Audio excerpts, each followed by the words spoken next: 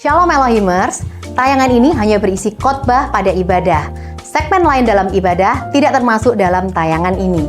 Kami sangat mengharapkan Bapak Ibu Saudara dapat hadir secara onsite untuk mengikuti keseluruhan ibadah yang ada di GPDI Elohim Sidoarjo. Tuhan Yesus memberkati. Renungan pagi hari ini dari Yesaya pasal 1 ayat yang ke-11. Yesaya 1 ayat 11, ya, kita belajar dari ayat ini Saudara. Untuk apa itu korbanmu yang banyak-banyak firman Tuhan? Aku sudah jemu akan korban-korban bakaran berupa domba jantan dan akan lemak dari anak lembu gemukan. Darah lembu jantan dan domba-domba dan kambing jantan tidak kusukai. Bapak Ibu kita lihat, nah ini memang pernyataan Tuhan di perjanjian lama kepada bangsa Yehuda, ya, bahwa persembahan korban darah yang mereka berikan kepada Tuhan gak senang rupanya Saudara, ya. Darah lembu jantan, domba-domba dan kambing jantan tidak kusukai. Ya, tentu ada alasannya Saudara. Nah, di perjanjian baru kan kita tahu Saudara, dalam Ibrani pasal 9, kita sekarang tidak lagi seperti bangsa Israel perjanjian lama, tapi kita dapat belajar daripada kejadian ini. Sebab di Ibrani 9 ayat 22, Alkitab mencatat bahwa tanpa korban, ya, tanpa korban yang berdarah gitu Saudara, tanpa korban penumpahan darah, tidak ada pengampunan dosa. Ya, dan kita tahu Saudara, Yesus sudah datang untuk menggenapi korban di perjanjian lama itu, ya, untuk menggenapi Saudara, melalui kematiannya di kayu salib demi pengampunan dosa-dosa saya dan saudara. Cuma kembali ke zaman Yesaya, ada apa Saudara? Ya, Allah itu menegur umat Israel, Allah menegur umat Yehuda di zaman Yesaya. Ada apa Saudara?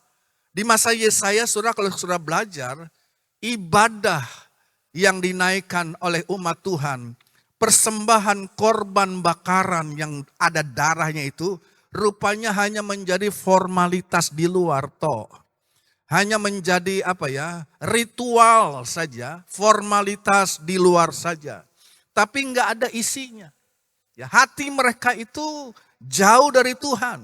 Ya, Saudara, saya mau katakan Saudara bahwa persembahan korban bakaran yang sebenarnya menggambarkan tentang Saudara keselamatan di dalam Yesus Kristus di perjanjian baru itu menjadi ritual yang kosong Saudara, kalau dilaksanakan tanpa tanpa hati yang tulus, tanpa kasih yang tulus, tanpa hidup yang benar, ya. Dan Tuhan bilang, aku jemu, aku bosan katanya dengan korban-korban orang Israel.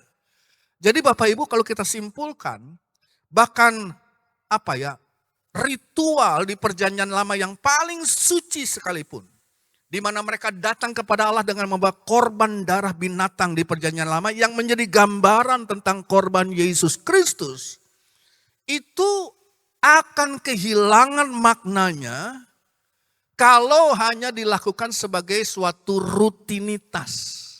Sementara kehidupan bangsa Israel, bangsa Yehuda pada saat itu, hidup mereka Saudara, mereka tidak taat kepada Tuhan. Oh, mereka tetap berbuat ibadah, mereka tetap datang kebaktian, mereka tetap membawa korban-korban mereka.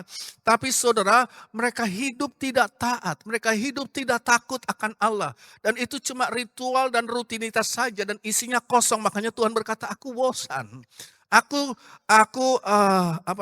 tidak senang dengan korban-korbanmu ini, Saudara. Jadi perhatikan bahwa bagi Allah, pelajarannya adalah bagi Allah yang terpenting dari sebuah persembahan bukan ritualnya. Bukan ritualnya, tapi bagaimana sikap hati umat Tuhan waktu datang menghadap hadirat Allah, ya. Jadi bukan tata cara dan ritual secara fisikal Saudara, tapi bagaimana sikap hati kita kepada Tuhan. Saudara, tujuan Allah menjalin hubungan dengan manusia Saudara, bukan hanya sekedar supaya manusia bisa masuk gereja. Tujuan Allah menjalin hubungan dengan kita manusia bukanlah agar kita boleh sekedar rajin ikut ikut gereja, ikut upacara-upacara di dalam gereja, upacara agama, saudara. Sementara mungkin hati kita barangkali jauh dari Tuhan. Saudara, Tuhan mau supaya saudara dia datang ke dalam dunia ini, dia memberikan korban dirinya, saudara, darah yang tercurah itu untuk supaya apa? Kita boleh memiliki hubungan yang benar, hubungan yang intim dengan Tuhan, hubungan yang penuh cinta dan ketulusan dengan Allah. Dan saudara, memang kita tahu bahwa tidak ada dalam dunia ini yang bisa membatalkan kesempurnaan daripada pengorbanan Yesus di atas kayu salib. Dia sudah dikorbankan 2000 tahun yang lalu. Itu satu pengorbanan yang besar dan itu satu pengorbanan yang sempurna. Tidak ada yang bisa membatalkannya. Tapi kalau kita belajar daripada kehidupan bangsa Israel, kitalah Israel rohani di era perjanjian baru ini, saudara. Kita dapat melukai hati Allah. Kita dapat melukai hati Roh Kudus, boleh saya katakan. Jika saya dan saudara hanya, acting saja dalam kita berbuat ibadah. Ya.